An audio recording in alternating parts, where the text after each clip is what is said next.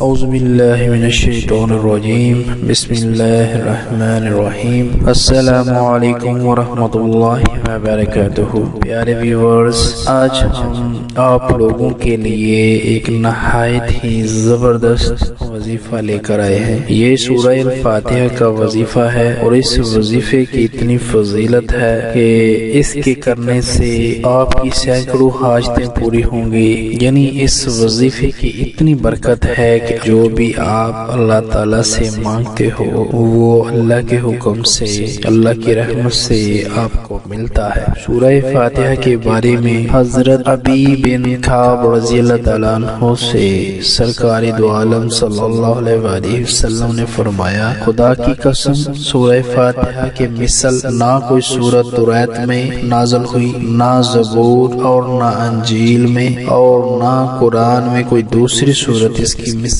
نازل ہوئی۔ یہ ترمذی شریف کی حدیث ہے۔ ایک اور دوسری حدیث جو میں آپ کے گوش گزار کرنا چاہوں گا، حضرت عبداللہ بن عباس رضی اللہ تعالی عنہما فرماتے ہیں کہ رسول خدا صلی اللہ علیہ وآلہ وسلم کا ارشاد پاک ہے کہ سورہ فاتحہ اور سورہ بقرہ کی آخری آیتیں آمن الرسول سے لے کر آخر تک دو نور ہیں جو مجھ سے پہلے کسی پیغمبر کو عطا نہیں ہوئے۔ جو کوئی ایک حرف بھی ان دونوں کا پڑھے گا اس کو وہ نور دیا جائے گا۔ یہ مسلم شریف کی حدیث ہے۔ تو پیارے دوستوں، میرے بھائیوں اور بہنوں، اس سورہ پاک کی بہت ہی فضیلت ہے اور یہ وہ کلام ہے جو پہلے کسی پیغمبر پر نازل نہیں ہوا۔ اس کی بہت ہی فضیلت ہے اور اس کے پڑھنے سے بہت زیادہ ثواب ملتا ہے، اور اس کا وظیفہ جو ہم آپ لوگوں کو بتانے جا رہے ہیں، اس وظیفے کو کرنے سے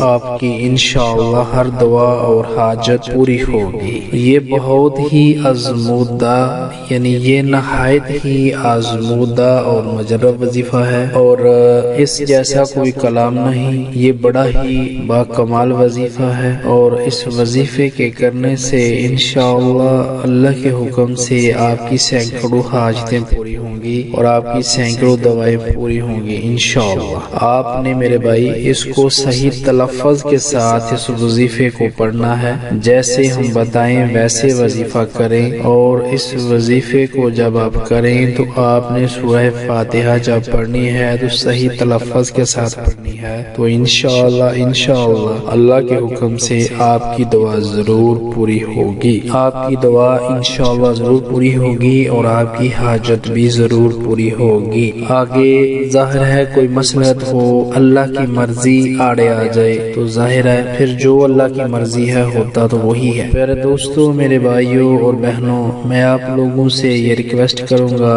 کہ پلیز اگر آپ ہمارے چینل میں آنے والے نئے ہیں تو پلیز ہمارے چینل کو پہلے سبسکرائب کر دیں تاکہ ہر آنے والے نئے ویڈیو کی اپڈیٹس تک بآسانی پہنچتی رہے۔ اب میں آپ لوگوں کا مزید وقت ضائع نہیں کروں گا اور وظیفے کی طرف چلنا چاہوں گا۔ تو پیارے دوستوں، میرے بھائیوں اور بہنوں، آپ نے 11 مرتبہ درود ابراہیمی پڑھنا ہے۔ 11 مرتبہ آپ نے درود ابراہیمی پڑھنا ہے اور 125 بار سورہ فاتحہ پڑھنی ہے، اور پھر 11 مرتبہ آپ نے درود ابراہیم پڑھنا ہے۔ اور آپ نے یہ وظیفہ ممنوع اوقات میں نہیں کرنا، یعنی جس کو زوال کا ٹائم بولتے ہیں اس دوران میں آپ نے نہیں کرنا، اور پاک حالت میں، بس یہ پاک حالت میں ہی آپ اس وظیفے کو کریں گے، اور پیریڈز کے دوران آپ نے اس وظیفے کو نہیں کرنا، اور آپ نے ممنوع اوقات میں بھی اس وظیفے کو نہیں کرنا۔ باقی آپ جب چاہو اس وظیفے کو کر سکتے ہو۔